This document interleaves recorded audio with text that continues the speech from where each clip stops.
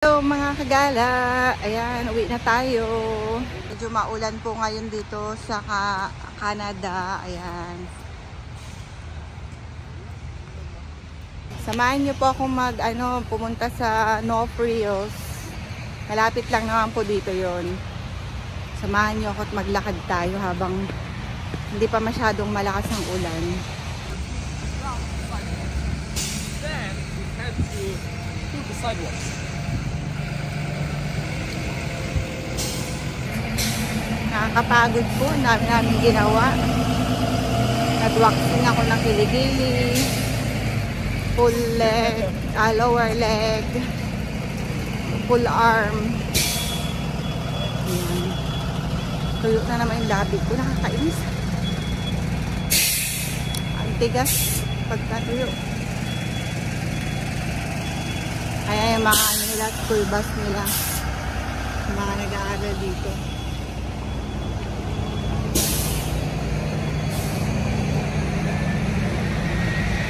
Tayo ay maglalakad lang ha, kagala. Wala pa tayong sasakyan eh. Yan, lakad lang muna tayo. Natunaw yung mga yelo, mga kagala. Buti naman. Okay na din yan, matunaw sila. Para pumupa na sila. Yung iba dito mga kagala, hindi na gumagamit ng payong.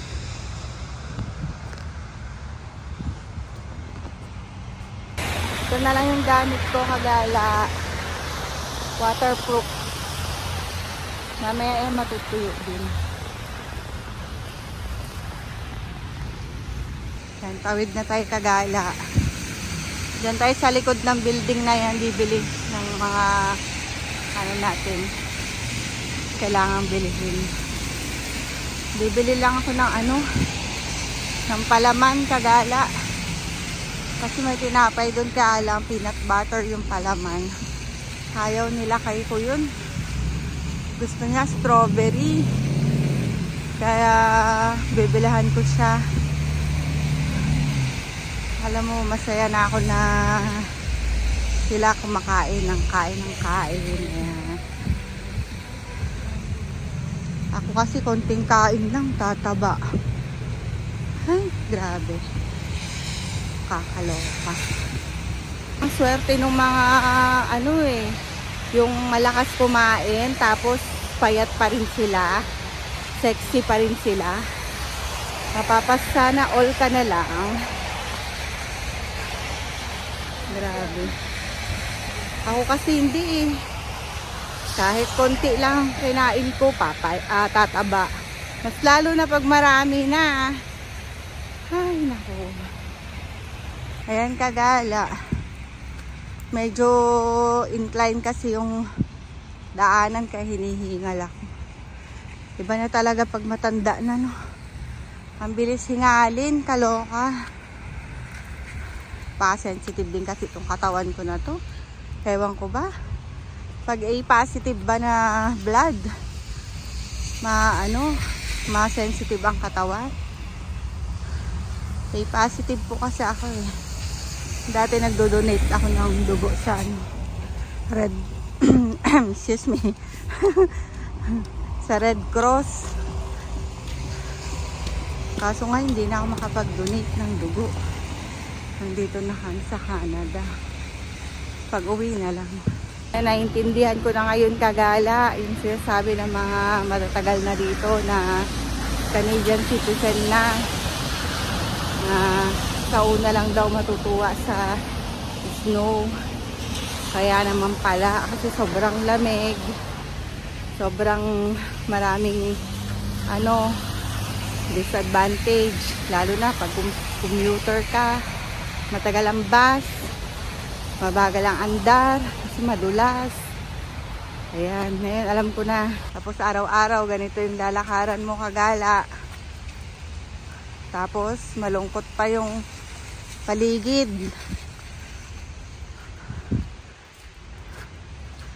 Pero dito hindi pwedeng uso yung lungkot-lungkot. Kaya kapag ganun dapat kinakancel mo yung mga ganong pakiramdam. Dapat matuto tayo dito kagala na maging malakas, maging matapang, huwag malulungkutin. Dahil ang panahon, malungkot pa tayo. Wala nang mangyayari. Kaya nakakatuwa yung mga tao na masayahin. Kaya kapag malulungkutin ka, magsasama ka sa mga masisiyahin. Ayan, makahawa ka na. Maiiba na yung vibes mo. Magiging good vibes na. O, diba? Ganun lang. Ako, ganun lang din ginagawa ko eh. Kasi syempre, yung mga malulungkot, ayaw na nila yung makarinig pa ng problema, ganyan. Doon na lang sa tawa lang ng tawa para kahit pa paano gumana ang pakiramdam. Namimiss ko na tuloy yung aking best friend. Tawa ng tawa to the max. Namimiss ko na yung mga tawanan namin na yung mga malalala. Yan, dito tayo kagala. Yan tayo bibili sa Nopril's. Buti na lang at malapit lang to sa malapit lang sa school namin. Kaya pwedeng lakarin. Nga lang basa ako ngayon. Pero hindi masyadong malamig ngayon kagala. Hindi kagaya kanina. Tsaka nung isang araw. Mulan. Natunaw yung mga ice. Nakakatuwa naman. Kagala, no? Mahirap naman yung malungkot ka na tapos seryoso pa yung kasama mo.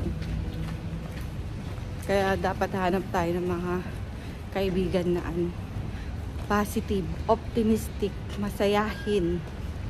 Ayan, para mahawa tayo ng mga positive energy. Bibili sa Nopril's kagala kasi dito mura. Bango naman nung naaamoy kong chicken dito. Saan kaya yun? Chicken. Siguro sa Chibaya. Bango eh. Kaya dito siguro. Ang bango. Maaga nagsara nito. Ayun kagala. Dito tayo papasok sa Nopril's. Kaya ako dun sa amoy na chicken. Bili lang tayo dito kagala ng wala na kasi kami mga dun, gulay, ganun. Ang kagala, andito na tayo. Kuha tayo ng mga gulay. Ano kaya pwedeng andito masarap kung nagulay.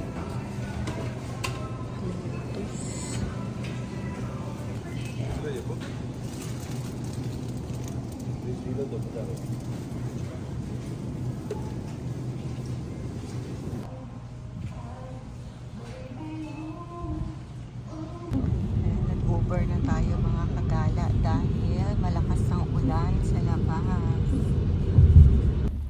Tsaka mabigat po yung dala ko kaya ayan, Uber na po tayo at sama ang pakiramdam din. Ang haba ng traffic tapos matagal pa maghihintay sa labas.